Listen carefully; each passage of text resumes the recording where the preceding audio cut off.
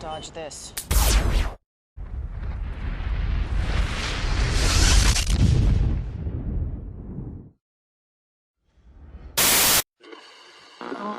One world currency. The New World Order. Those are the roots of trouble. I imagine that right now you're feeling a bit like Alice, tumbling down the rabbit hole. Let me tell you why you're here. You're here because you know something. What you know you can't explain, but you feel it. You felt it your entire life. That there's something wrong with the world. You don't know what it is, but it's there, like a splinter in your mind, driving you mad. It is this feeling that has brought you to me. This is your last chance. After this, there is no turning back. You take the blue pill, the story ends. You wake up in your bed and believe whatever you want to. You take the red pill, you stay in Wonderland, and I show you how deep the rabbit hole goes. All I'm offering is the truth, nothing more. For we are opposed around the world by a monolithic and ruthless conspiracy that relies primarily on covert means for expanding its sphere of influence, on infiltration instead of invasion, on subversion instead of elections, on intimidation instead of free choice, on guerrillas by night instead of armies by day. It is a system which has conscripted vast human and material resources into the building of a tightly knit, highly efficient machine that combines military, diplomatic, intelligence, economic, scientific, and political operations. Its preparations are concealed, not published. Its mistakes are buried, not headlined. Its dissenters are silenced, not praised. No expenditure is questioned, no rumor is printed, no secret is revealed. But I am asking your help in the tremendous task of informing and alerting the American people. And now, welcome to another episode of Down the Rabbit Hole. Here's your host from federaljack.com. It's Popeye. Ladies and gentlemen, welcome to another live edition. It is January 20th, 2015. Tonight's live edition of DTRH, I'm going to be getting into a topic that I wanted to air the interview that I'm going to be airing tonight a couple months back, but with everything that's happened, you know that my life kind of got sidetracked a little bit there.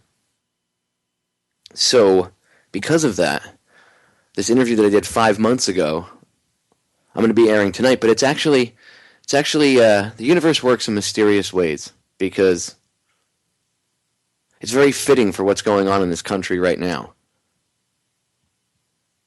The racial divide that's being pushed by the powers that shouldn't be to create division. I talked about the King Alfred plan a couple weeks ago. I played Mae Brussels' broadcast. I've talked about the racial divide and how we have to get past it and get through this. Well, tonight I'm going to be airing an interview I did exposing the FBI's war on Tupac Shakur and other black leaders. People like Jimi Hendrix, Mumia. You probably don't know who Mumia is. You'll learn Mumia Abu-Jamal. I'm not lionizing anybody. I'm trying to show you what happened and the reality of the situation, and then help you understand why they would do this. Why the FBI wanted them so bad. Why they wanted to shut them down. Why it was important. It's a good book. It's a really good book. Author John Potash. He's got another one out about drugs and American culture. I got to have him back on. I got to get him on about a second book, but I want to pick his brain a little bit more about this first one. You need to read this book. Who cares about Tupac Shakur, Popeye? Well, you should, because there's more to his story than what meets the eye and what you've been told. He wasn't just some dirtbag gangster rapper. I know that's what you've been told. I know that's what a lot of people would like to believe. But that's not the full story. There's more to it. They went after Hendrix, too. Same people that killed Martin Luther King Jr. They did it for a reason. They did it to subvert black culture. Where do you think crack came from? Freeway Ricky Ross has talked about this. He introduced crack. Why? Because the CIA helped him.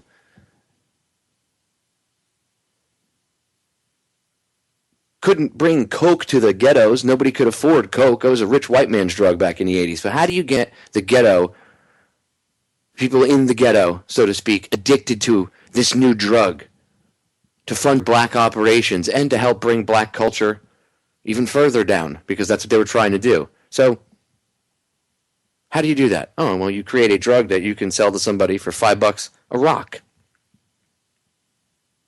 So this isn't a new subject. This isn't something that should be surprising to anybody. And after hearing the interview with John tonight, I guarantee you'll at least have a whole new outlook on the death of Tupac and a lot of these other cases, including Mumia Abu-Jamal. He's in jail right now, supposedly for killing a cop. We get into that too, and how that was a whole setup. There was a few other activists that they went after. Regardless of whether or not you believe in the politics of that individual, it's not okay for any activist to be targeted. It doesn't matter if you agree with their politics or not, because if they can be targeted for their beliefs, you can be targeted for yours. Just remember that. It works both ways, ladies and gentlemen. It's very important to remember these things. So tonight, sit back, get a glass of wine, whatever your poison of choice is, a beer, whatever. Perhaps you live in a state where medical cannabis is, or either you have medical cannabis or you have recreational cannabis available to you, then break that out. Take some notes. Get a pad, get a pen. Take some notes. Write John's name down. Go pick up his book, which we're gonna talk about during the interview. You'll hear me plug it a few times. Pick up his book, okay, and go and read it and learn a little bit about history. And you can just Google the book. The full title of the book is The FBI War on Tupac Shakur and Black Leaders. U.S. Intelligence's murderous targeting of Tupac, MLK, Malcolm, Panthers, Hendrix, Marley, rappers, and linked ethnic leftists. It's a very detailed book, and there's a movie John put together. It's on YouTube that goes along with it. I think it's a little over an hour, hour and a half, something like that, maybe 2 hours. It's really like you need to watch the movie and read the book to have a bit of a better understanding. He spent years researching this book, ladies and gentlemen. Years. There is tons of time put into this research. So you can't just go through this. I know America likes to have things answered for them in like 3.5 seconds. Well, who killed Tupac? Popeye, can you tell me in one sentence or less? No, I can't. Because if I say the FBI did it, you're going to say, well, then why did they do it? Right? So you're going to have all these follow-up questions to try to understand the full picture, right?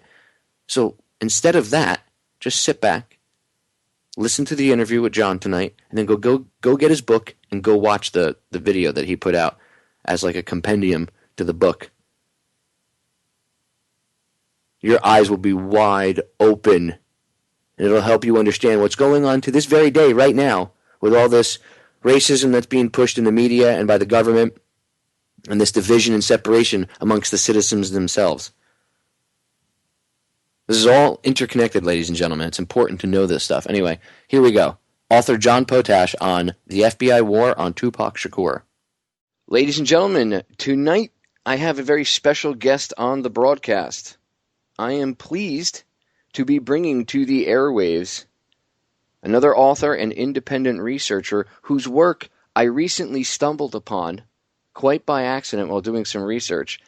And I have to say, I was blown away by the amount and the depth of his research. Over 12 years went into researching his book that he's put out, and we're going to be discussing tonight. And I'm just honored to have him on as a guest. We're going to be talking about his book. It's titled The FBI War on Tupac Shakur and Black Leaders. It's by author and investigative researcher John Potash. And tonight we are going to pick his brain and get into this topic. We are going to cover something that I've been discussing a lot here on the broadcast, which is the black community was targeted and it was taken down from the level that it was at by this very same people that control the whole very grand chessboard, as Brzezinski put it, right? So anyway, we're going to get into this. There's so much to get into. I don't want to waste any more time. I want to bring my guest right up. Ladies and gentlemen, Mr. John Potash. John, welcome to the show. Thanks for having me on, Popeye. First and foremost, let me say thank you so much for getting back to me when I reached out to you. Sure. And being willing to come on the broadcast. It's just, this is a super important topic, and honestly, I don't know many people that know about it as much as you do. I saw a couple interviews that you had done, and I reached out and I got your book from you. And I honestly, this is, I don't give compliments unless they're due. Your level of research, this isn't like you wrote a book and it's full of just chapters of conjecture. I mean, you really did your research. There's a ton of evidence in there to back up what you're saying. So this is something that's very near and dear to the broadcast. So first and foremost, just for the listeners and for myself and for people that appreciate truth and education and enlightenment, thank you for spending so many years researching a topic that people would have thought was, something stupid to talk. Oh, Tupac Shakur, really? What do you think? It's a conspiracy theory? Oh, blah, blah, blah, blah, blah. And they blow it off and, rap wars and gangsters and killing each other, and that's it. And they don't think there's anything to it. But actually, there is, and your work exposes that. So let's get right into it. I want to pick your brain a little bit. First and foremost, what got you into all this? I mean, like I said, this isn't a normal topic for somebody to delve into and then do as much research as you have. So what got you into this?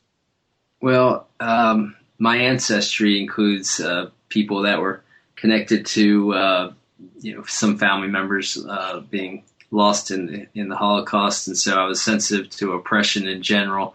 And then I was working as a addictions counselor in Baltimore City, and I saw what was going on with drugs in society and how what I believe was that drugs were being used as a weapon against us, which is the title of my next book. And so as I was researching, I was actually I had written a short story based on this that somebody published in Baltimore, and then people thought I should turn it into a novel. And so I was researching a novel, and I was using one of the people I was counseling in Baltimore as a character in my novel, because he said my father was a Black Panther killed by the police. And so I was researching the Panthers, came across the leading New York Panthers, the Shakurs, when I moved to Washington, D.C., and the Washington Post said another strange twist. The same police officers that showed up at at Tupac's shooting in the New York recruiting studio lobby when he was shot about 3 or 4 times were the same cops that immediately shown up across town at his purported sexual assault scene a year earlier.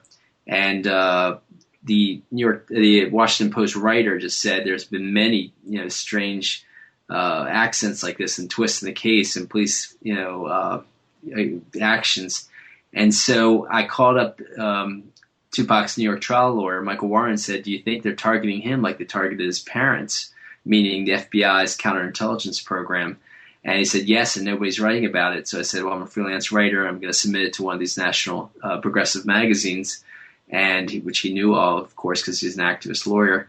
And so he gave me about an hour, 2-hour interview about what I was that theme of a new co-intelligence program against Tupac and rappers. And so we talked about that. I got all that. I could only publish an article in a local magazine, though. None of the other magazines were ready to accept something like this at that time. And so it took another about 3 or 4 years before Covert Action Quarterly accepted this expanded version of this article after I published it in 1995, before Tupac died, in a local Washington magazine.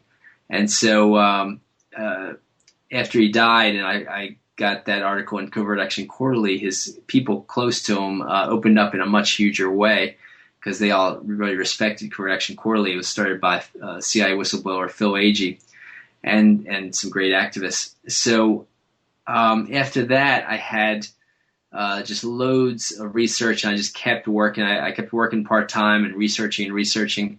I took a tangent, got away from my political novel and got into the FBI, this theme, the FBI war on Tupac Shakur and black leaders.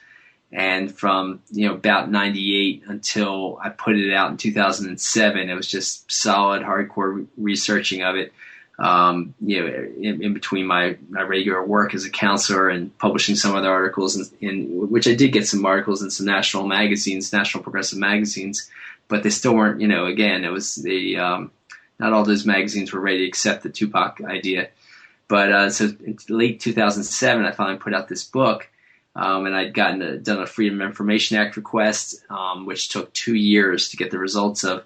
But in the first year, after the first year, when they finally responded to me, they leaked to me. Somebody at the Justice Department said, "I'm not supposed to tell you how many pages are in there," but upon further conversation, she did leak that there was over 4,000 pages in Tupac Shakur's FBI file.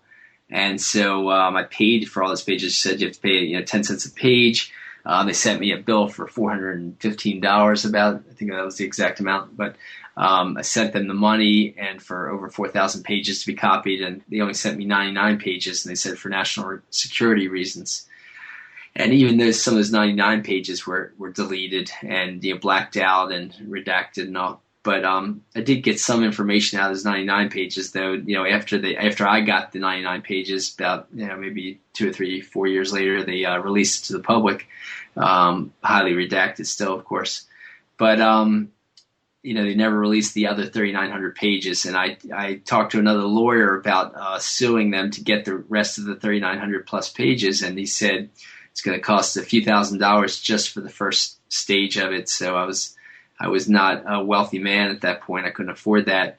So, but I did so much research during that time that to have the 1,000 endnotes for these facts in my book, I collected thousands of pages of government documents that included CIA documents I got from different activists, court documents from some of his trials, court documents from his parents' trials, and hundreds of books and articles that mostly mainstream books and articles and eyewitness accounts. Did over 100 interviews to get eyewitness accounts of some of these attacks on Tupac, which were a number of murder attempts on him before he died. There was approximately 5 attempts to kill him before he died, and I show how they were all connected to U.S. intelligence in different ways. Mostly some were at police hands, some were police trying to cover up the attacks, etc. And it's just amazing when I actually looked into this that Tupac, as crazy as this may sound to the average layman listener, but him, his family, and all this, there is this connection going, to the Black Panthers, and going all the way back to the COINTELPRO stuff the FBI was doing back in the 60s, to Martin Luther King Jr., to Malcolm X, to Jimi Hendrix. My jaw hit the floor. I was like, oh my God, John, you've literally connected and it's not you've just shown the connection. Actually, it's not that you've sit there and created the connection. You just kind of blown the dust off of the ground and said, look, there's a line from point A to point Z, and it intersects all these different events, throughout 50, 60 years. So obviously there's an agenda going on, and there's a reason for this. So I guess we should go back to the beginning, right? To try to since it does. I mean, as crazy again to the listeners this may sound, Tupac Shakur, Black Panthers. What are you talking about? No, this is all true, ladies and gentlemen. Again, John, thank you to your work, because I knew that Tupac was a revolutionary, but I had no idea. I actually learned from your research that this was actually a plan. What he was doing was actually a plan to try to bring back the black culture to what it was once headed towards, and where it once was, with leaders like Martin Luther King Jr. And a lot of people are going to be like, "What? Tupac was a thug." You'll get my meaning after reading John's book, which, again, I urge you to pick up. It's The FBI War on Tupac Shakur and Black Leaders. In fact, before we get into it, I want you to plug really quick where they can pick up the book, because I always urge the listener to get a physical copy, and it's really important that they're going to listen to this. I want them to listen to this interview a couple times and then be able to go back to the book and then, go back and forth, make the information sink in. So where can they pick up a physical copy of your book? They can buy it from Amazon easily. if they want a physical copy, and they've got to go to an independent bookstore and ask them if they can order it. But you can also buy it online from Amazon. But you can find out more about the book and the links to buying the book and the film based on the book. It's about an 85-minute film based on the book with the same title at my website, FBIWarOnTupac.com, and it's got the links to different places where you can buy it. If you'd rather not buy it from Amazon, you could buy it from AK Press or Black. It's called African World Books. Also sells it, though it's harder to buy it online from African World. So you might have to call them and order it that way. But it's pretty easy to just type in FBI World on Tupac, and the Amazon link will come up in a moment. But basically, to make people understand, Tupac was only pretending to be a gangster. Had this gangster facade in order to appeal to gangs and politicize them. So that's not who he really was. He was really a intellectual prodigy from his teenage years on. He had, Professor Michael Eric Dyson documented in his book about Tupac that Tupac had read hundreds and hundreds of PhD level books before he was out of his teen years. And that's why he had so many words at the tip of his tongue and could write so incredibly prolifically that hundreds, of songs would come out after he died at the age of 25. He'd have, 5 to 10 more top 10 albums coming out after he was dead. So his mother raised him, as what she called the Black Prince of the Revolution. She raised him to be that way. And his mother, Fanny, was a one-time leader of the Harlem Black Panthers, which was over 1,000 membership strong. And so the Shakur family is an amazing family. It goes all the way actually back to Salyuddin Abba Shakur, who was a member of Marcus Garvey's group, the United Negro Improvement Association, which Malcolm X's father was part of. So Malcolm X knew that, and when he came to New York, he had Salyuddin Abba Shakur be one of his close advisors and close associates in the Organization of African American Unity. And then, so Salyuddin Abba Shakur had two biological sons, which were Lumumba Shakur and Zaid Shakur, and they joined Malcolm X's group. And when Malcolm X was assassinated, the Black Panthers from Oakland, when they came over to New York to look for leadership to take over, to start Black Panther groups in Harlem and the Bronx, they immediately went to the Shakurs. And Lumumba Shakur founded the Harlem Black Panthers, and Lumumba's close friend, Sekou Odinga, started the Bronx Black Panthers with Zaid Shakur as the Minister of Information for the Bronx Black Panthers. And Afeni Shakur, Tupac's mother, when she joined the Harlem Black Panthers, Lumumba instantly recognized this incredible intellect and fiery, passionate political woman, and married her. And that's why when he went to jail, the Black Panthers decided that she was going to be a spokeswoman. She was supposed to be in jail with him as part of the Panther 21 that were framed up. But Panther 21 asked that she get bail first to be a spokeswoman for the group. And then the Black Panther leadership elected her as the temporary leader of the Black Panthers while the rest were in jail. And so then she got pregnant with another Black Panther while she was out of jail. They were actually in jail for 2 straight years. So they call it the longest trial in New York's history. So she got pregnant with another Black Panther, and that was Tupac's father. And Lumumba divorced her. But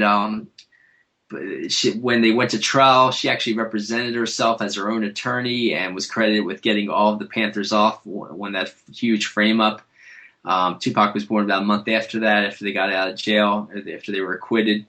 And she went on to speak at Yale and Harvard and got honorariums all over the country to speak, about what all that happened in New York, because it was big in the press. Several books, including a Nobel Prize-winning book, were written about that trial. But so Tupac grew up in that kind of environment with that kind of mother. And she ended up actually moving in with Lumumba's adopted brother, Mutulu Shakur, a few years later. And Mutulu Shakur was an incredible acupuncturist who was also an incredible political activist, was a co-founder of the Republic of New Africa in Detroit, which is another national group that was in solidarity with the Panthers. And so that's what, the way Tupac grew up. And by the time he was about 17 or 18 years old, he was elected the youngest ever leader of the New African Panthers, which was the young adult group of the New African People's Organization. And the New African People's Organization was made up of former Republic of New Africa members and Black Panthers. And it was a great national group, but it was the older generation. So Tupac's generation was at that point was the ages of the New African Panthers were the ages of about 15 to 30, same age as the Black Panthers when they started. And they elected Tupac, their leader in about 1988, 1989, and he stayed in that leadership position for at least a year, according to his national lawyer Chokwe Lumumba, who was the head of the New African People's Organization, and his manager Watani Tayihimba, who was the founding national security director for National New African People's Organization, which they called NAPO. So he also was funding the leadership of this, revolutionary group. And when I say revolutionary, I mean they were trying to change society for the better for the 99% of us. They weren't, they didn't stock guns and try to do anything, violent. They were just trying to change society for the better in any way they could.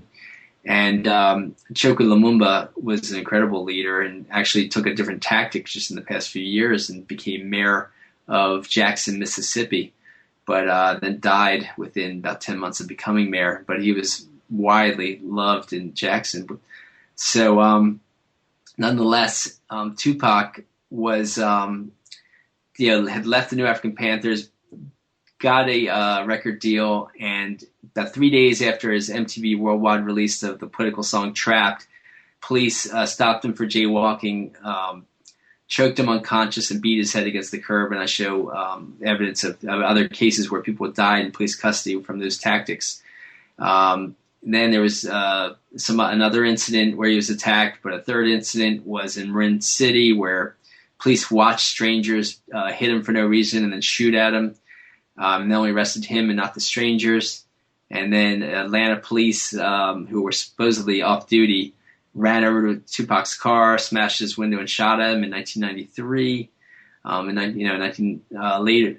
that same time, around 1993, but a few weeks later after that, there was a frame-up for sexual assault, which all the evidence is in my book for how it was a frame-up, but you can also see the evidence in my film.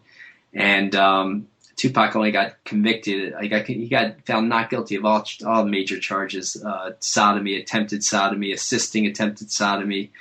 He only got convicted for touching this woman's butt against her will, and for that he got 1.5 to 4.5 years in jail. And the guy, the undercover agent, Haitian Jacques Ignant, people might know him by Haitian Jack in one of Tupac's songs. Tupac said knew he was working for the feds, set me up and wet me up. And he set him up for that sexual assault scene, and he then wet him up by having an associate shoot Tupac 3 times in the New York recording studio lobby just before the verdict of the trial came out. The jury, came to their verdict, and because basically, I argue that the prosecutors thought they were losing their case. They actually offered Tupac a mistrial, and Tupac said, "No, I'm not going to accept a mistrial. I want to clear my name. I did not do anything here." And that night before the jury came to that verdict, a guy who within the last few years admitted that he was paid by James Henchman Rosemont to shoot Tupac, to rob him, shoot him. 2 bullets went through Tupac's skull and barely missed his brain, according to the doctor's affidavit, which I have reprinted in my book. I have just a copy of it in my book, and so he was miraculous that he survived, but that was another murder attempt. And Kathy Scott, award-winning Las Vegas Sun reporter, has in her book about Biggie Smalls that she interviewed the security guard at the recording studio where Tupac was shot, and he said he had it all on videotape, these gunmen, and he offered it to the police, and the police turned it down and closed the case. So that's just some of the massive evidence about police foul play around that. So, and these tactics, by the way, aren't new, because if you look back in time, I mean, this happened with multiple different people. You had Mumia. He got set up the same way, right? A lot of people. Yeah. He for people that don't know who I'm talking about Mumia Abu Jamal. He's on the books. They convicted him of killing a police officer. Yeah, it's this when you look into what happened that night, and you do your research, and again, John's work exposes a lot of this stuff, and again, your research is one of those. Your book is a key, John. It is really a Thanks. key because you can research all of this stuff into Mumia, into Tupac, all of this, Huey Newton, all of it, and when you look into these cases, you might, some people might not be able to still put it together. They might say, I still can't buy that it's all connected.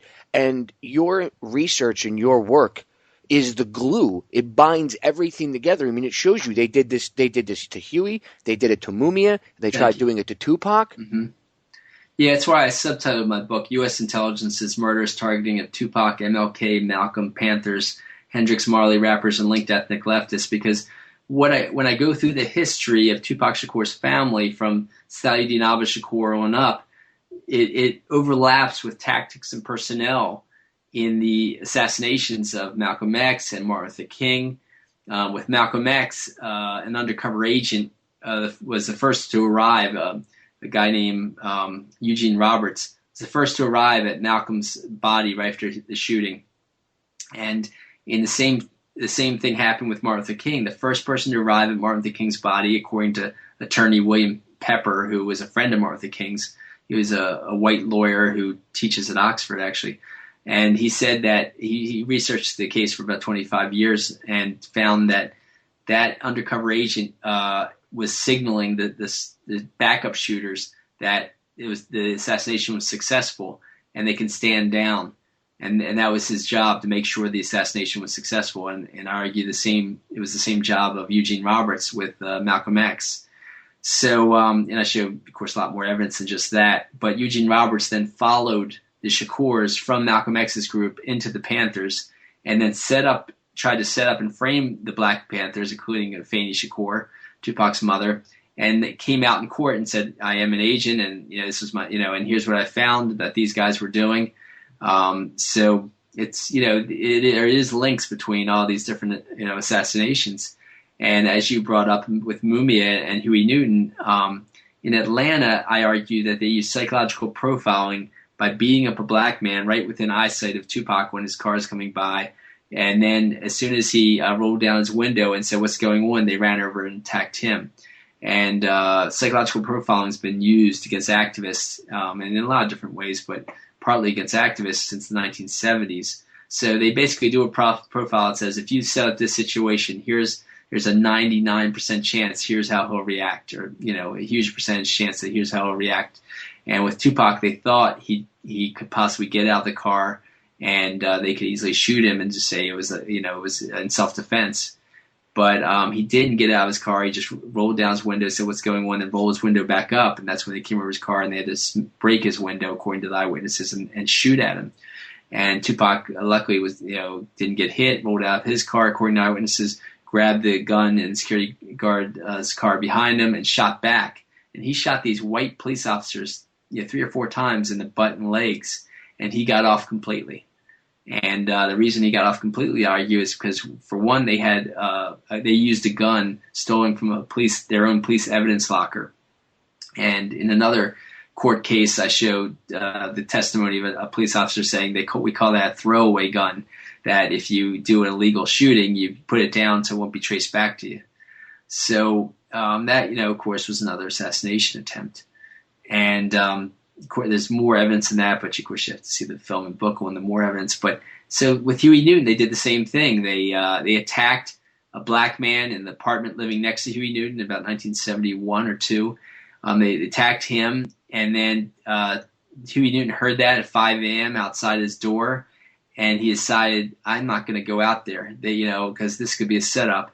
And that's what it was. It turns out he found out that the FBI was renting the apartment next to him, and that black man was working, was set up there as part of that. So, with Mumia, it's the same thing in terms of they started beating his brother within earshot of Mumia. Mumia comes over to see what's going on, why they're beating his brother, and he gets shot.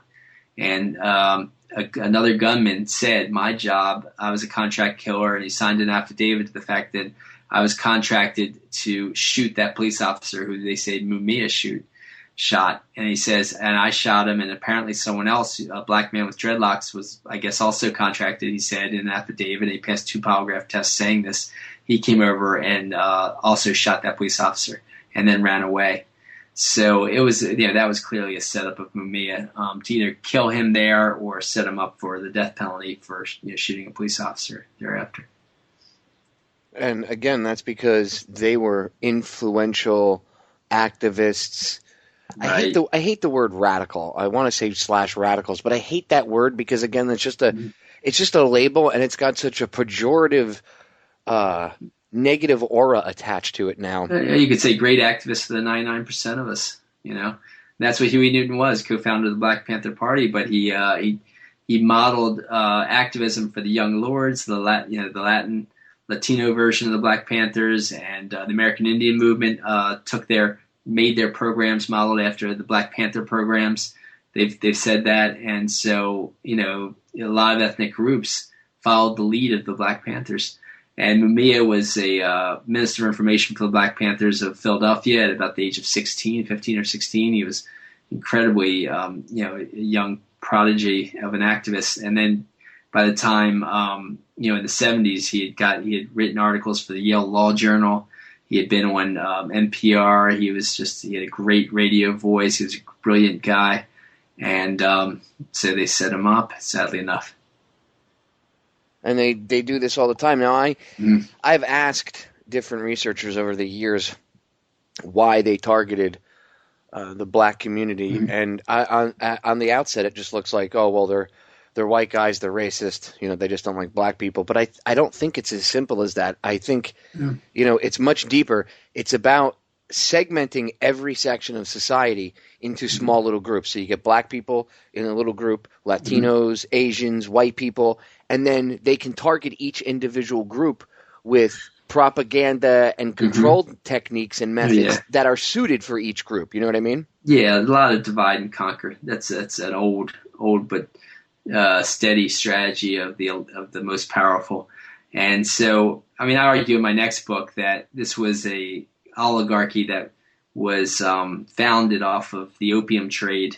The British and American opium traders, they made huge amounts of money with the British East India Company, and then with the opium wars against China, and then these secret societies like Skull and Bones and all the other Ivy League schools were used that huge amounts of money off the opium trade to create trust foundations and trust funds that they gave money to each graduate of Skull and Bones and all those other secret societies.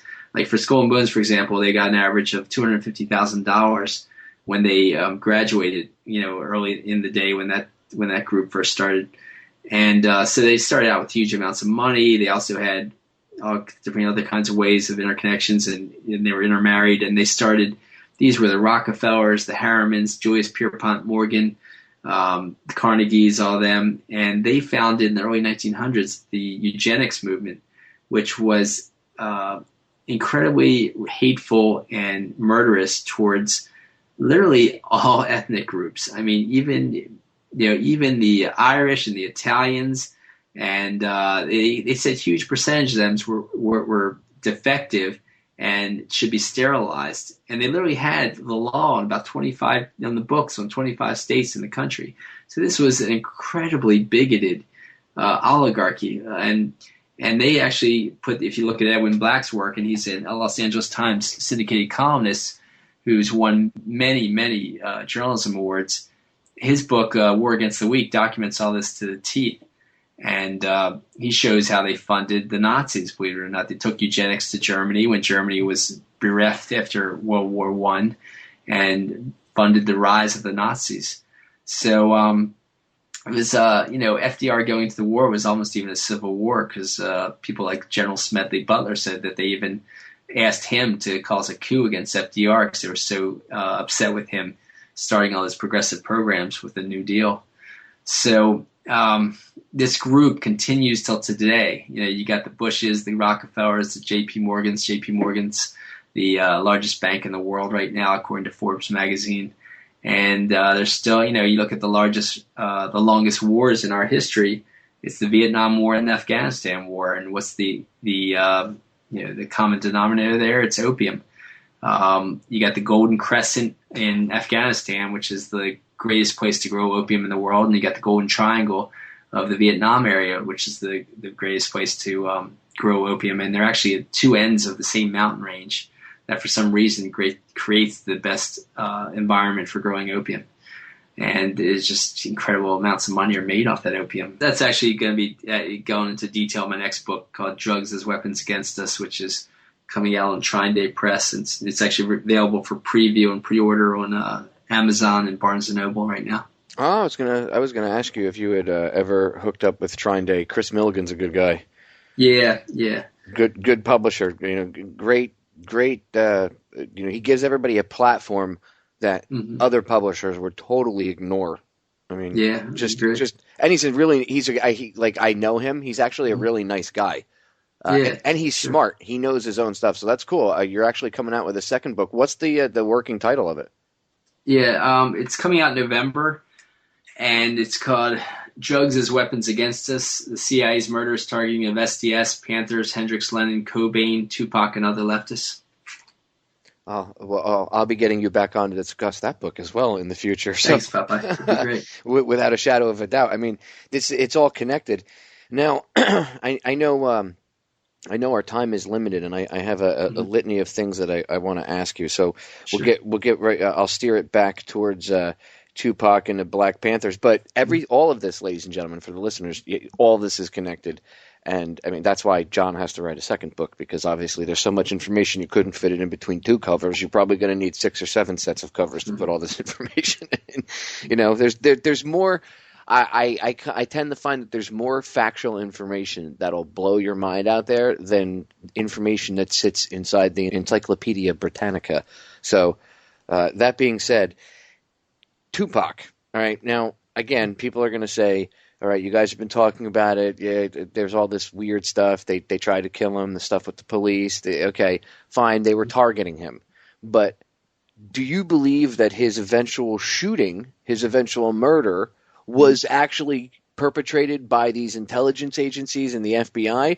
Or do you think – oh, okay, well, that answers the question. I personally think it myself too. But, I mean, I know that there's a lot of talk about the East Coast, West Coast rap battles and all that. But again, your work exposes all of that. And actually, that's connected to almost how they had the same thing playing off with the East Coast Black Panthers versus the West Coast Black Panthers back in the day, like trying to have this fake rivalry. And again, it's done, they come in, divide and conquer, and they do the same thing today with 9/11 Truth or any of these other different movements. They come in, they get everybody arguing amongst themselves. There's no consensus of opinion, and then nobody has any power, any leverage to change the general populace's mind, and then the system keeps rolling on with their agenda. That's how they nullify it. Anyway, I'll give you the floor. So the whole East Coast, West Coast rap battle, I guess we could start there. That's actually, again, that's right out of their playbook, right? That goes back to the whole Black Panthers, East Coast, West Coast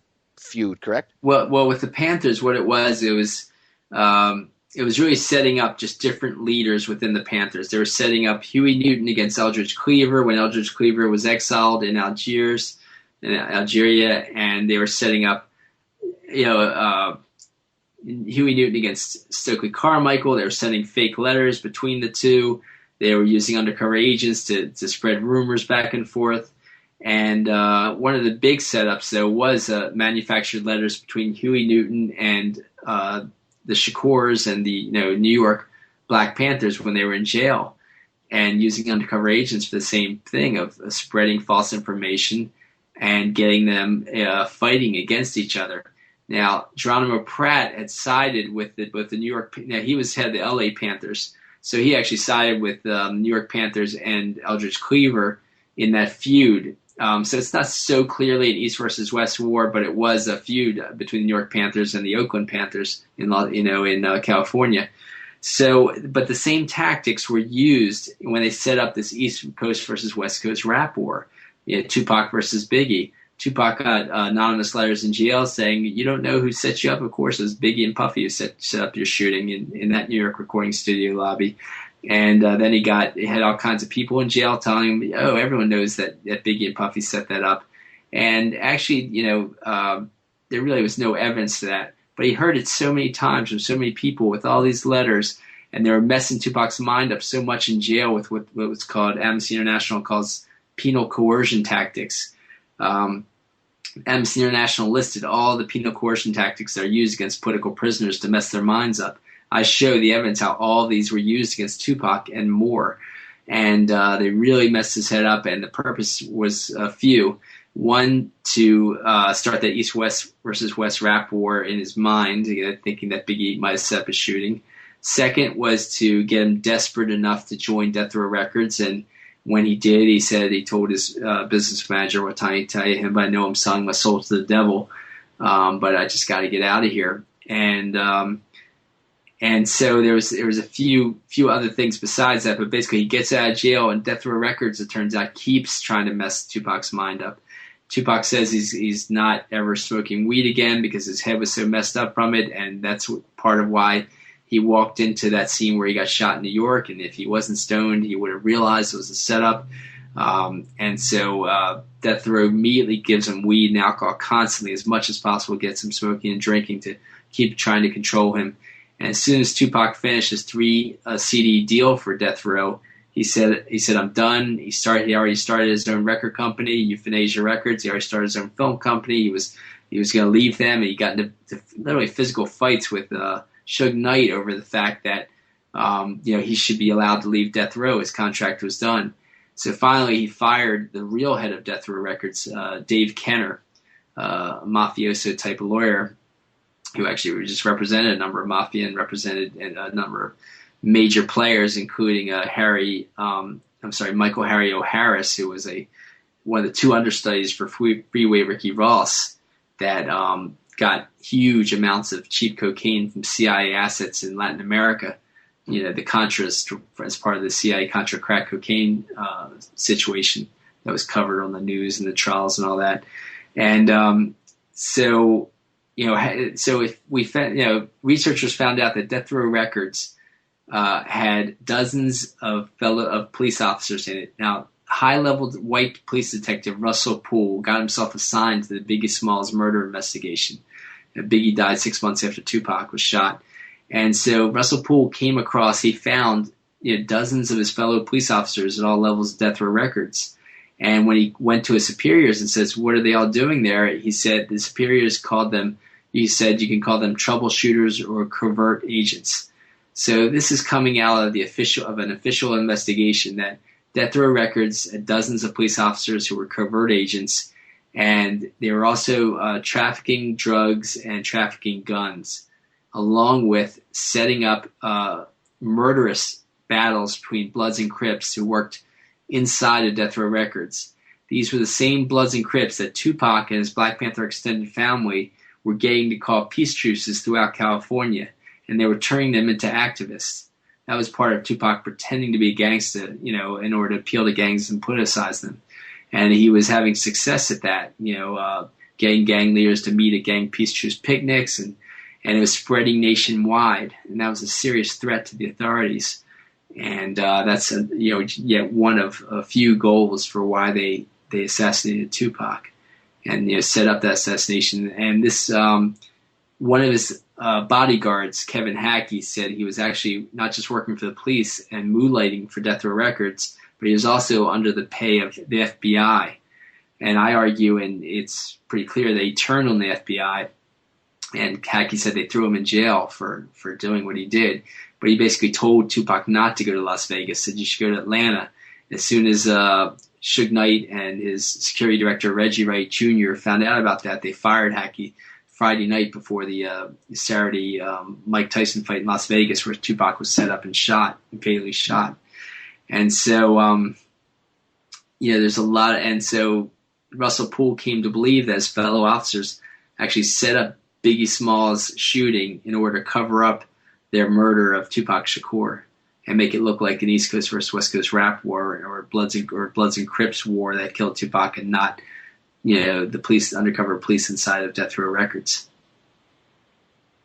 Now, the cops that were undercover inside of death row, were Mhm. they like literally like just employees inside the building, or they were posing as employees or whatever, or were some of them rappers? I mean, do you know the identities of any of them or no? Yeah, we have. I list some of the identities of them, some of their real names. I mean, some of their names and stuff. There's many of them, but some of the key ones I list.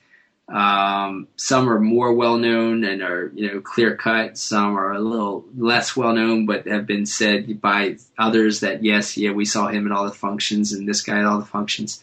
And a few of them were highly implicated in at the murder of Biggie Smalls. And there's a lot of evidence, of course, that they orchestrated Tupac Shakur's murder. Now, people like Kathy Scott, who, as I said, was an award-winning investigative journalist and for the Las Vegas Sun, the police crime reporter. She said that she listed about a page and a half of things that police did wrong at the murder investigation. She said the police called it the biggest murder investigation of their time, of their careers, and yet they purposely did all of these things wrong. About that murder investigation, and she said it's just complete, it's completely bizarre. They would not do all these things they were supposed to do for the murder investigation, and now she can only go so far without jeopardizing her career. But Russell Poole, that high-level police detective from Los Angeles, came and talked to those Las Vegas police, and they admitted to him that they had a closet full of evidence that they could have pursued. But their superiors told them not to pursue the what really happened with Tupac Shakur's murder. And top eyewitness Yafu Fula was Tupac's close friend, who was the son of Sekou Odinga, the founder of the Bronx Black Panthers, was Tupac's backup rapper. He was the car behind Tupac's. Said, "I think I can identify the shooter" to the police, and the police completely ignored him and said, "We have no forthcoming witnesses," and that's that. And they completely ignored Fula. And then at the next Mike Tyson fight, Fula's shot in the head twice in what FBI files show that police called a professional hit. And so, they tried to cover it up by saying he was involved in drugs, but he had no criminal record whatsoever, and there's no evidence that he was involved in drugs. Wow. Talk about cleaning house.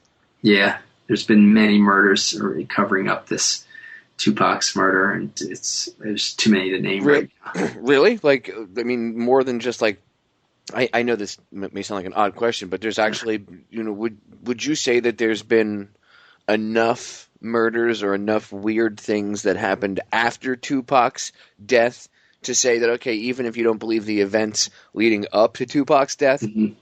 and the death itself were a quote-unquote conspiracy, if you look at it and you break it up into two segments, the second mm-hmm. segment would be the reaction, and then the response to the event, and that itself is in itself a separate event. Would you say there was enough inconsistencies in that response to say there's a huge conspiracy? Yeah. I mean, 2 books could be written about everything that happened just after Tupac's murder.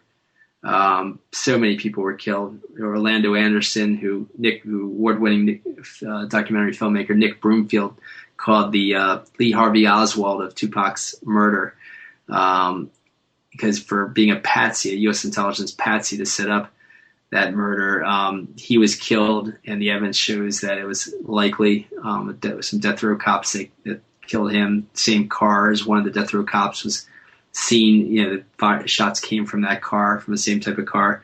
It's just incredible how many people were killed. The most recent one was Frank Alexander, who was Tupac's other main bodyguard, besides Kevin Hackey.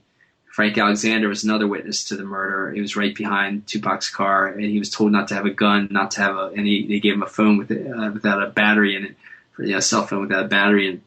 And he started coming out with these videos called Tupac Assassination, and I can't say they were the greatest videos, but they definitely had some good information implicating death row records for Tupac's murder, and he died mysteriously. Sources close to him said that they told me some suspicious facts about the way he supposedly committed suicide, but it sounded like it was really murder. And that was just recently after coming out with his videos within the past year or two. So even 80-year-old award-winning poet Nikki Giovanni was doing her poetry book tour recently, and on NPR she called Tupac. She said that Tupac was assassinated. See, so there's more than just one or two people that believe this. This isn't some conspiracy theory that's cruising around on World Star Hip Hop or only in what many people would say. Well, it's only in the hip hop community or the black community that people would be talking about that. And who cares? He's just a rapper. Well, obviously there's more to it, and it's very deep seated. And you should care, even if you don't listen to rap or you didn't like Tupac, because if they could do it to him, they could do it to you. Just because you don't believe in what he was talking about, even if you don't like Tupac, even if you hate him, you have to defend his freedom of speech, his freedom of assembly. And he wasn't doing anything bad. I mean, getting gangs back together to not fight and kill each other. Yeah, to stop selling drugs and start turning into activists. Yeah, that's amazing. Working their communities. Well, but see, that goes against what they wanted, because they, and I call them the powers that shouldn't be, they're the ones that created that whole gangster culture to begin with in order to help. It's in order to keep, again, it takes the Latino culture and the black culture, and it keeps them at a certain level. Keeps them fighting each other and not fighting for the betterment of everyone and fighting the powers that be. Yeah. And it keeps them distracted. And then they're killing each other off, so it fulfills their eugenics agenda, because they don't, I mean, just Margaret Sanger, she was another eugenicist, a lady that founded Planned Parenthood. When I was younger, I used to think Planned Parenthood was a great thing. Yeah, well, I actually believe in abortion rights, but it is an unbelievable thing that Margaret Sanger was part of that eugenics movement, and it does worry me a little bit, even though I still believe in abortion rights. I do worry that some of these Planned Parenthood, something could be a little wrong there, but well, no, I agree. I mean, not. Let's see. I agree with a woman's right to choose, but I also I don't I know that these people have used it to push an agenda. These people, it is a concern. Yeah, it is a concern. I agree, and you can see that there's this disdain for, and it's not just black people or Latinos or it's all of us. There's this elite few that want everything for themselves, and the rest of us are what they call useless eaters. And we have to look past. One of the reasons I cover this, and I've gotten into this issue so many times, is trying to break down this racism barrier that's constantly thrown out there, and a lot of the racial tension that's actually stirred by the government and the media itself, because that suits their purposes. Divide and conquer, sure. Yeah, and I've been trying to break this down and explain to people that, look, a lot of all these different communities, all these different groups, right? You can say the Latino community, the white community, but we're all human. Okay, but we've been segmented by these people, and then they attack each one. And the genius of the plan is not only do they attack each one, but they get the people in the community to attack themselves, and then they get the outside communities to hate on that community in particular. Right. And they do it with all of us. So it's not just everybody against one group. It's everybody against themselves and against each other, and it keeps us all constantly divided. Yeah. And then when you bring up something like the murder of Tupac, and they go, "What? What are you, crazy? Come on, that's a weird conspiracy theory. We're East Coast, West Coast, blah blah blah blah blah." And you start to research it, and you see, holy crap, this is part of the same control paradigm that they've been using, time and time again. So. Incredible work again, John. Thanks so much, Popeye. I want to throw the title out there again for the listeners while we're chatting here. The FBI War on Tupac Shakur and Black Leaders. Ladies and gentlemen, you need to get this book to understand. If you're a hardcore listener, okay, and you like research and you appreciate books like I do, which I know many of you do, you need to get this book and you need to sit and take the time to read it, because it'll help you understand what's going on present day. And I'm not saying that Tupac was a saint, he walked on water or anything like that, but the guy was actually not what they portray him to be, and he was actually pretending to be something that he wasn't in order to do something positive. You're not told that. You're only presented what they want you to know, and that's it. So before we get a little further into it, I have to ask you the obvious question. Was Suge in on it? Yeah, I argue that he was low man on the totem pole. He was in on it, but he was low man on the totem pole, and that's why he was sitting next to Tupac when he was shot. But again, he wasn't, all evidence shows he was only hit by flying glass and not hit by any bullets. And, it's amazing that 13 plus bullets would come towards Tupac, and Suge Knight's twice his size, twice his weight, and yet never didn't get hit by any direct bullets, And so there's loads of evidence that he was in on it, and that he helped set it up, and that but once it was accomplished, that they were done with Suge Knight. They didn't really need to protect him anymore, and that's why he only went to jail after Tupac was killed or assassinated. Despite that he was committing constant crimes, Suge Knight was before Tupac died. And then the secondary part of that question is, what do you make of all the shootings that Suge has been involved in? Are these hits on him, or a botched hits, or are these like legitimate shootings, you think? Well, the recent shootings of him, I don't know. I don't know much about him.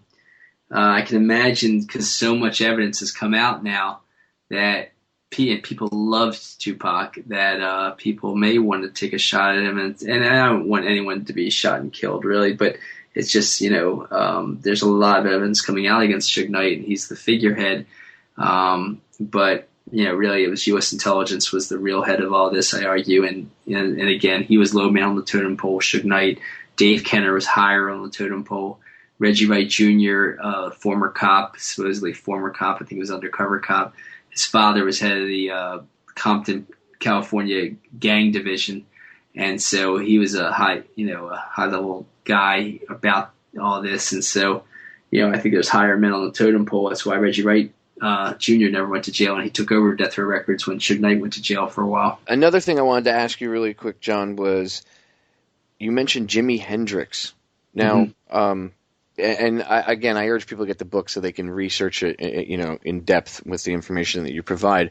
But do you think Hendrix was killed too? I mean, was he turning into a political activist and they killed him? He was. The whole last year of his life, he was turning into a political activist. He dedicated his last album to the Black Panthers. He gave interviews saying you should support your Black Panthers. He asked Bob Dylan to join him in a political group he was going to try to form. Like a political activist group. There's lots of details in my book about that. But the person that inserted himself as his manager, said he was former MI6 agent, which is British CIA. That manager just came out within the last few years that manager admitted having Jimi Hendrix killed and being part of that murder. He gave a different reason why, but I argue he was constantly trying to sabotage Jimi Hendrix's career. When Jimi Hendrix finally fired him, in the same way, Tupac died about 9 days after he fired Dave Kenner as his death row lawyer. When Jimi Hendrix fired this MI6 agent who was his manager, within 48 hours, he killed Jimi Hendrix, or had Jimi Hendrix killed. And to show the evidence of all the police foul play, all the government foul play around that. But, this guy actually admitted it when he was drunk to someone else who finally came out with it in print in his memoir within the last few years. I kind of had a feeling that they could have killed him, but why? Wasn't sure. Yeah, I knew he was a little bit of an activist, but I didn't know how much. And then, again, I stumble across your work and I start going through the book, and I'm just again, it blew my mind. So, ladies and gentlemen, you have to get the book. So, two more things, and then I'll let you go, John. Okay. RFK, there's an interesting connection. I mean, even if you put the CIA connection and all that stuff aside, there's an interesting connection with the Rampart Division in the LAPD and their connection to cleaning up and covering up RFK's assassination, and even possible, ties to the assassination and Tupac's murder. Yeah, it seems strange, I know. But, well, one thing that's interesting, though, is RFK, according to William Pepper, had asked Martin Luther King if he would be considered being his running mate as vice president when he ran for president, when he was made the ballot, when it was official. And so after RFK won California, he officially was, it was pretty clear he was going to win the Democratic presidential nomination, and he was going to have Martin Luther King as his running mate. It's been pretty amazing to have that happen so many decades ago. But RFK, when he was assassinated, a high school journalist was taking pictures of RFK as he was leaving the podium, followed him into the kitchen pantry, and took pictures of his actual murder, his actual assassination. Got pictures of the whole scene, just kept clicking and clicking, got pictures of it all, police came and confiscated that photographer's film. And that young guy sued for decades. He kept suing, kept the lawsuit going. And the police that confiscated that were part of the Ramparts Division. Los Angeles is divided into 18 divisions, and one of them is the Ramparts Division. And within the Ramparts Division, in the 90s, a group called the Crash Unit, or I think it may be the late 80s, early 90s, the Crash Unit developed. And that was undercover police that were doing some incredibly horrible things. Now, I show the evidence and argue that the Crash Unit was actually used against the gang peace truce movement. But these Crash Unit members were also part of Death Row Records' undercover cops. And so in 1996, when they were setting up Tupac's murder that summer, it finally came to trial, this young photographer's case to get the film from the Ramparts Division. And it was finally coming to trial right then. And so a Los Angeles columnist says, what in the world is the Los Angeles government doing using private lawyers on this case around this film when they have literally hundreds of lawyers in the state's attorney, in like their district attorney's office? And I argue that it was to keep the case from looking into keeping all these government lawyers from looking into the Ramparts Division and finding all the operations going on inside there against the gang peace truce movement, against Tupac, and inside of Death Row Records, because that's when they set all that stuff up. And they finally went to trial, and on the way to trial, the police, the judge ordered that the police bring the film to trial to the courthouse, and they said and when they got to the courthouse, they said they lost it out of their car. And so the film was never, the guy never got his film, even though he actually won the case to get his film. And then, a month or two later, Tupac's assassinated. A good friend of mine, radio broadcaster, researcher, archiver named Leno Sanik, does a show called Black Op Radio. He interviewed him, and I've actually played, I got permission from Len, and I rebroadcasted on my show his interview with his name was Scott Enyart, yeah. Yeah, and it's when you hear, like, not only, okay, fine, he took pictures, they took his film, you kind of expect that. But then when you hear about the lawsuit and that they were robbed, I believe it was, or whatever it was, of the film on the way to the courthouse. Yeah, it's a joke. Like, really? Come on. The messenger was robbed? Yeah.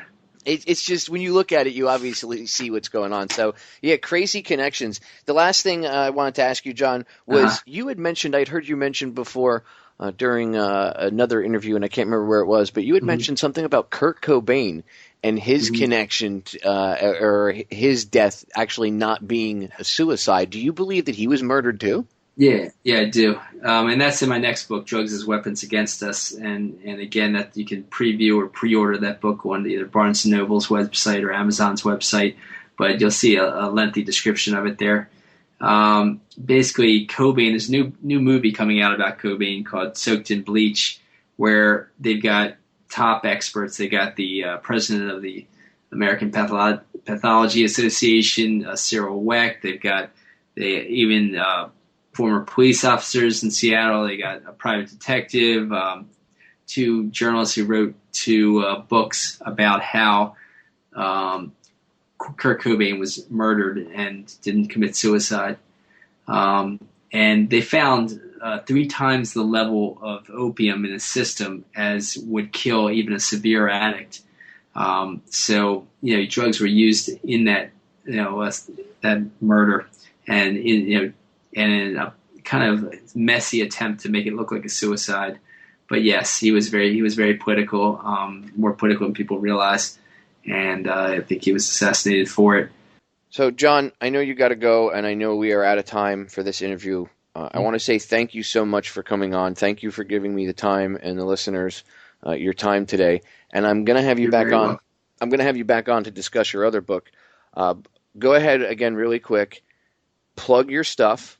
Okay. Plug everything. If you want to plug Twitter, Facebook, websites, YouTube channels, plug everything you want. Go ahead. Okay, great. Thanks. Well, you can find out more about the book and the film, The FBI War on Tupac Shakur and Black Leaders, at my website, FBIWarOnTupac.com. And you can find out about the next book, Drugs as Weapons Against Us, again at Amazon and Barnes & Noble. And I've been working on both books for about 25 years, so I urge you to check them out. And thanks so much, Popeye, for having me on. It was an honor, John. It was a really intriguing conversation, and I look forward to having you back on soon. Thanks again. Take care, Popeye. Have a good night. There you go, ladies and gentlemen. John Potash. Go check his book out. Again, it's titled The FBI War on Tupac Shakur and Black Leaders, U.S. Intelligence's Murderous Targeting of Tupac, MLK, Malcolm, Panthers, Hendrix, Marley, Rappers, and Linked Ethnic Leftists. The short title, again, is The FBI War on Tupac Shakur and Black Leaders. If you type that in on Amazon, you will find it immediately. I suggest you go purchase the book. As you heard tonight in the interview, there's a ton of information in there. And again, John and I can only touch because it's, I had about an hour to interview him when I did the interview at the time. So 60 minutes isn't really a lot to fill with all the stuff that's in that book. I mean, I could fill 60 minutes with a chapter that's in that book. So I suggest you just go get the book itself, go watch the film on YouTube that John's got available, and then you'll have a better understanding of what's been going on. Now, it's not the full picture of everything, and I now know the answer to everything. No, you know a segment of it. So you'll have a better understanding when I make comments. If you tune into this broadcast, you'll have a better understanding when I make a comment about something. And you'll have a better understanding when you're out in the real world and you see what's going on and how things are. Because there's a difference between the old Black Panthers and the new Black Panthers. There's a huge difference between the two. The new ones are actually totally controlled by the CIA. This is a known fact. Known fact. Controlled opposition. Okay, that's the way it is. I'm sure they probably have FBI handlers in there too, because that's the way the feds are. But there's CIA connections to these guys too. It goes even deeper than just the FBI. Well, Popeye, they would never do that. That's against the CIA's charter. Right, because they follow all the rules that have ever been set out for them, right? Ever. Because government ever behaves. Ever in the history of never.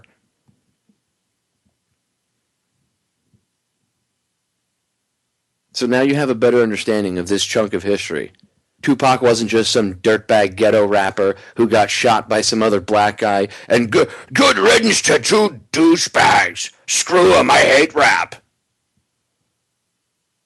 Because, oh my God, didn't Biggie get killed later, so it was a back and forth thing, and, I'm sure the hitman probably got taken out in a robbery or something. I saw a conspiracy video about it years ago. I swear I saw it. Yes, I did. No, it's more than that, okay? It's a little bit more than just some stupid YouTube conspiracy theory video. And he was a little bit more than some dirtbag thug rapper, as many people look at Tupac as. It was a role that he took on to try to infiltrate that subculture, to enact change. That's amazing. That's amazing that he was actually that good at playing that role. I know a lot of people think Tupac's not dead and he's going to come back like, he's out on an island with Elvis somewhere, the whole Machiavelli thing. I get it. I really honestly think he is dead, and I think they killed him because he was too dangerous. They realized what he was doing. They realized his power. And even if they could subvert him somewhat with drugs and women, someone that has the intellect and the energy and the light, I'm not saying Tupac was perfect, but what he was doing was good. What he was trying to do was a good thing. And someone like that, someone like Pac, as they would say, his energy, you can't control that. He's a wild card, so they might be able to subvert him a little bit here or there, but not totally. Maybe distract him's a better word. He's one of those people that you can't totally control no matter what. When all else fails, we all know how the powers that shouldn't be handle things. They blew John F. Kennedy's head off in the middle of Dealey Plaza, in front of everyone.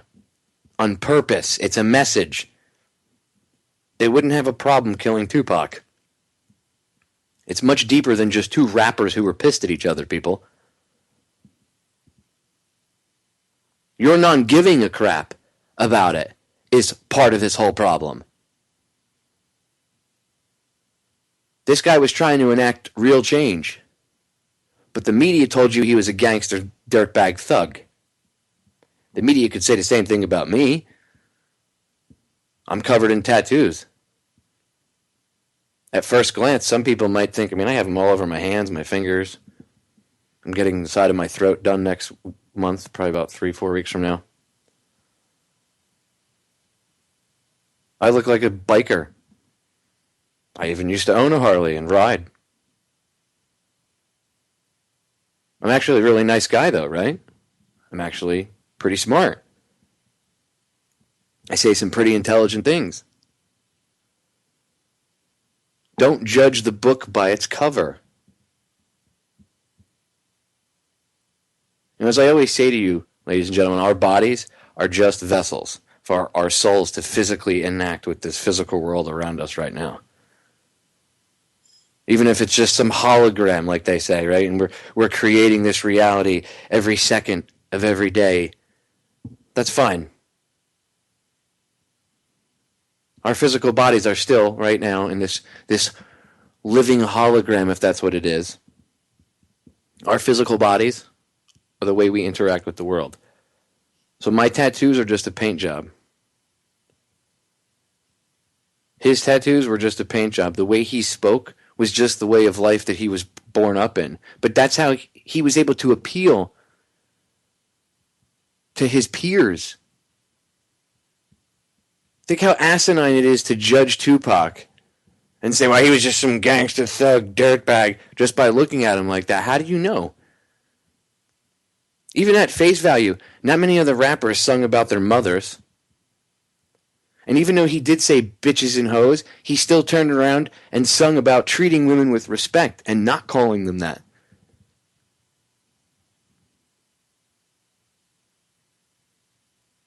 How many times do you see that now in the quote-unquote hip-hop community? You don't. All you see is Illuminati symbolism, garbage, pop culture, meshed crap. It's all mixed into one. Hip-hop, pop culture, whatever you want to call it. Whatever they call that music, pop music, whatever. You're aging yourself, Pop. I know I am. Thank you, Darrell Hammond, as Sean Connery from Saturday Night Live.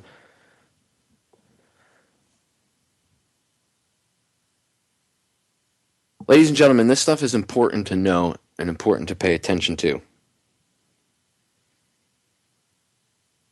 If we do not pay attention to history, and we do not learn from it, we are doomed to repeat it. And what I see right now is like a redo of the 60s. The racial tension that was back then, they're trying to bring it back. They being the powers that shouldn't be. Because they need to have division in this country. They need something to spark it off. They need an excuse. They need chaos. Because they have their version of order. But they need the chaos, so they have the excuse to bring it about. They need you to beg for it. See, that is the mastery of the plan. They don't have to force it upon you, because they know that won't work. So what they do is they create the chaos and the conditions to have chaotic events like what you see going on now all over the world. And if they can create the chaos, then they go, whoa, whoa, whoa, whoa, whoa, whoa, whoa. I'm here on my white horse, and I just happen to have the solution to your problems. Well, isn't that a coinky-dink? Isn't that a bit convenient? Wouldn't you say? I would. They create the problem because they already know what their solution is, ladies and gentlemen. And this goes on throughout history. The only way we're going to be able to get out of this cycle is to learn. So we have to pay attention. We have to be willing to be open-minded. And maybe, just maybe, we were wrong with our initial assumptions about things. You know how many times I've been wrong in my life? You know what I figured out a long time ago? It's not about whether you're right or wrong about something. It's whether you handle it properly that matters. So if you're wrong, you own up to yourself. Even if you haven't told anybody else something. You had this belief, and then suddenly you find out that belief in whatever is incorrect. A lot of people suppress it at that level. It doesn't even get past that. Don't suppress it. Admit that you were wrong about things. You'd be surprised what you learned. In this case, Tupac's not a thug.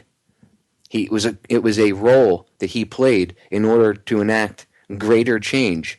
And he did on a pretty large level. And he still touches people to this day with his music. He's still a topic of conversation to this day. They made him a martyr, so to speak, when they killed him. They shouldn't have done it. But that's how they operate. When they're panicked and they freak out, the powers that shouldn't be, they freak out and they make mistakes. That's what you see going on today, ladies and gentlemen. Pay attention. Understand that division is being done on purpose. Because we have strength in numbers. They don't want you to realize that we all have the same thing in common. We're all humans. Doesn't matter what we look like on the outside, what our cultural background is. We're all humans. We all operate physically the same way. We're all brothers and sisters on this planet. It's a tiny little blue marble, ladies and gentlemen. Maybe we should start acting like we're family. Start treating each other better. How about that? That's novel, huh? Perhaps treating one another better. There's a hell of an idea. Anyway, we're running out of time. The break's coming up. End of the broadcast. So, I want to thank you all for listening again tonight, ladies and gentlemen. I love each and every single one of you. I want you to remember that you really all are the answers to our problems. As I say, the solutions to our problems are an inside job. They truly are. I love every single last one of you, and I believe in every single last one of you. I'll catch you all again Thursday night. I'm out.